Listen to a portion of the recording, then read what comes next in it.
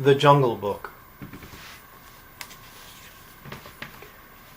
Many strange legends are told of the jungles of far-off India. They speak of Bagheera, the Black Panther, of Baloo, the bear. They tell of Kaa, the sly python, and the Lord of the Jungle, the great tiger, Shere Khan. But of all the legends, none is so strange as the story of a small boy named Mowgli.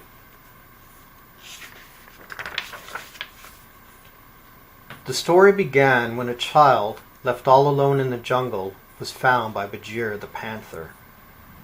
He could not give the small, helpless man-cub care and nourishment, so Bagheera took him to the den of a wolf family with young cubs of their own. That is how it happened that Mowgli, as the man-cub came to be called, was raised among the wolves. All the jungle folk were his friends. Bagheera took Mowgli on long walks and taught him jungle lore.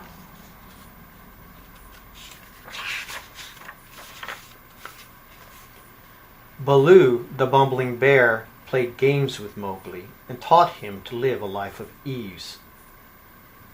There were coconuts for the cracking, bananas for the peeling, sweet and juicy pawpaws to pick from jungle trees.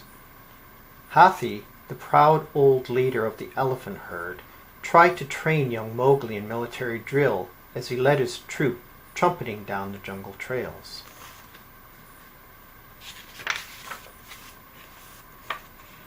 Sly old Kaa the python would have loved to squeeze Mowgli tight in his coils. Mowgli's friends warned him against Kaa. It was Shere Khan the tiger who was the real danger to Mowgli. That was because Shere Khan, like all tigers, had a hatred of man. 10 times the season of rains had come to the jungle, while Mowgli made his home with the wolf family. Then Shere Khan returned to the wolves' hunting grounds.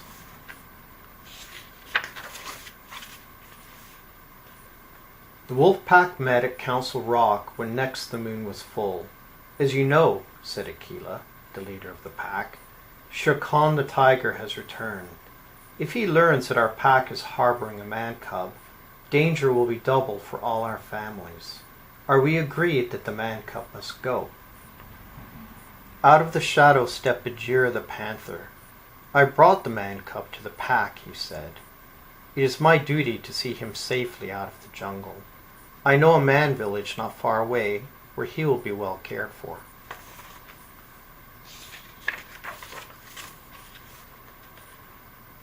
So it was arranged, and when the greenish light of the jungle morning slipped through the leaves, Bagheera and Mowgli set out. All day they walked, and when night fell, they slept on a high branch of a giant banyan tree.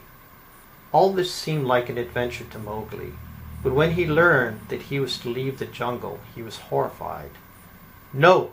cried Mowgli. "The jungle is my home. I can take care of myself. I will stay." He slipped down a length of trailing vine and rudely ran away.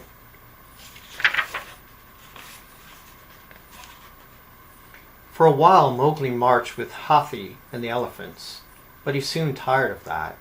Then he found Baloo bathing in a jungle pool. Mowgli joined him for a dip. Suddenly down swooped the monkey folk, the noisy, foolish Bandar Log. They had snatched Mowgli from the pool before Baloo knew what was happening. They tossed him through the air from hand to hand and swung him away through the trees.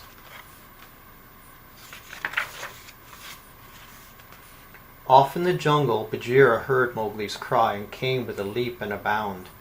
"The monkeys have stolen Mowgli away," gasped Baloo. Off raced Bagheera and Baloo to the ruined city where the monkeys made their home. They found Mowgli a prisoner of the Monkey King. "Teach me the secret of fire," the Monkey King ordered Mowgli. "The magic of fire will frighten even Shere Khan. With it I shall be the equal of men. Until I know the secret, you are my prisoner." It took quite a fight for Bagheera and Baloo to rescue Mowgli that time. Now you see, they told him, why you must go to the man village to be safe. But alas, that foolish boy would not understand. He kicked up his heels and ran away again. This time his wanderings led him to where Shere Khan lay waiting in the high grass, smiling a hungry smile. When Mowgli caught sight of the tiger, Shere Khan asked, "Well, man cub, aren't you going to run?" But Mowgli did not have the wisdom to be afraid. "Why should I run?" he asked, staring Shere Khan in the eye as the tiger gathered himself for a spring. "I'm not afraid of you."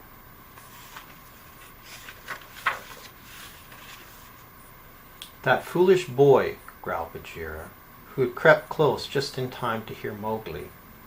Both Bagheera and Baloo flung themselves upon the Lord of the Jungle to save Mowgli once more. They were brave and strong, but the tiger was mighty of tooth and claw. There was a flash of lightning and a dead tree nearby caught fire. Mowgli snatched a burning branch and waved it in Shere Khan's face. The tiger, terrified, ran away.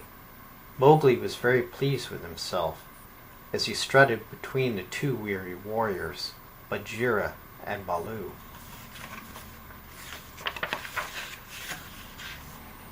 Suddenly Mowgli stopped. From ahead came a sound that was strange to him. He peeked through the brush. It was the song of a village girl who had come to fill her water jar. As he listened to the soft notes of her song, Mowgli felt strange inside. He felt that he must follow her. Mowgli crept up the path to the village, following the girl and her song.